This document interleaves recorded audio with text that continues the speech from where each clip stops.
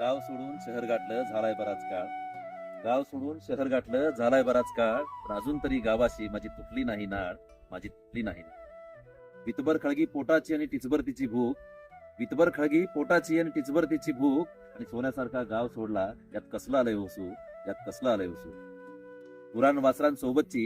गुरा वासरांसोबतची ती पहाट सोनेरी असायची. आणि कांदा भाकरी ही तेव्हा आम्हा पंचपक्वान वाटायची. आम्हा पंचपक्वान वाटायची.